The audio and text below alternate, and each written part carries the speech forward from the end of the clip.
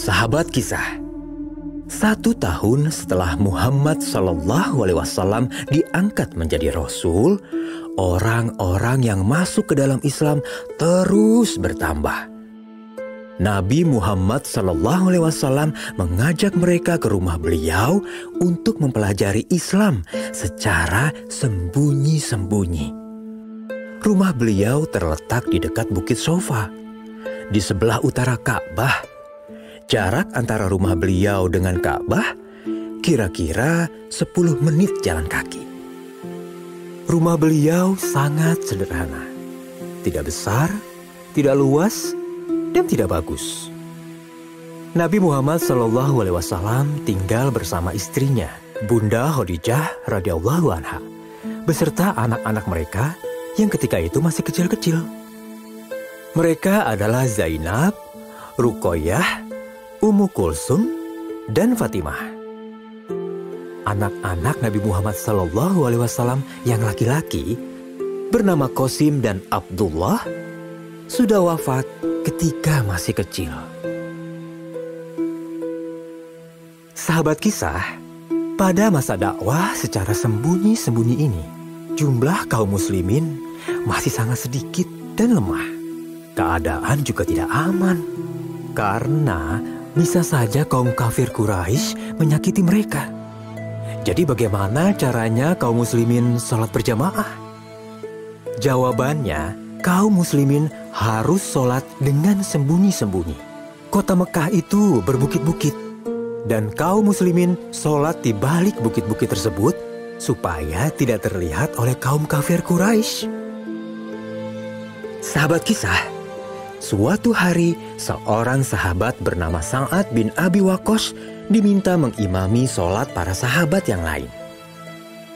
Sa'ad bin Abi Waqqas adalah seorang pemuda yang baru berumur 17 tahun. Tubuhnya agak pendek, namun gagah perkasa. Kuat dan kekar, rambutnya keriting, dan kulitnya coklat. Sa'ad adalah pemuda yang cerdas, baik, berani, dan berasal dari keluarga terpandang. Kemudian Sa'ad berkata, "Ayo saudara-saudaraku, kita berangkat ke balik bukit untuk melaksanakan sholat berjamaah. Sahabat-sahabat yang lain pasti telah berkumpul di sana. Dari sini kita berangkat berpencar agar tidak diketahui orang kafir. Ayo, kita berangkat." Ayo. Salam saudaraku. Sehat semua. Ayo kita salam. Ayo kawan-kawan, kita mulai melaksanakan sholat. Ketika itu, belum ditetapkan azan dan iqomat sebelum sholat. Jumlah rokaat seluruh sholat hanyalah 2 rokaat. Belum ada yang 3 rokaat dan 4 rokaat. Suara bacaan sholat pun tidak dikencangkan. Maka langsung saja Sa'ad mulai sholat sebagai imam. Allahu Akbar.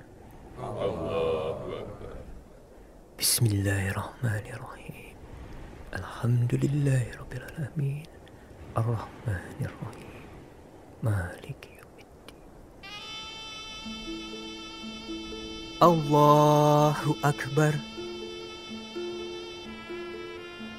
Sami'allahu liman hamidah.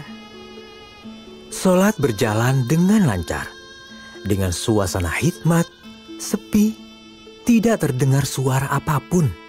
Kecuali suara Sa'ad sebagai imam dan suara angin bertiup pelan. Allahu Akbar. Bismillahirrahmanirrahim. Alhamdulillahirrabbilalamin. Ar-Rahmanirrahim. Maliki yaumiddin. Namun, di tengah-tengah kehusyuan itu, terdengarlah suara langkah yang mengagetkan. Suara langkah itu ditambah dengan suara-suara berbisik dan suara tertawa kecil. Semua kaum muslimin khawatir dengan adanya suara-suara itu.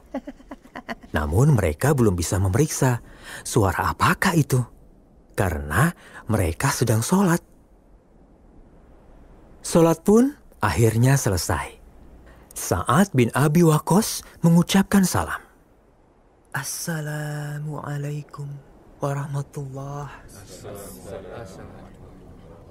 Suara apa itu? Apakah kalian dengar suara tadi? Iya, aku mendengarnya. Iya.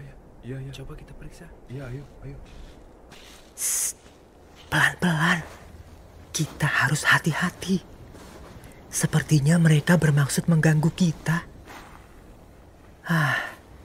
Siapa ya mereka?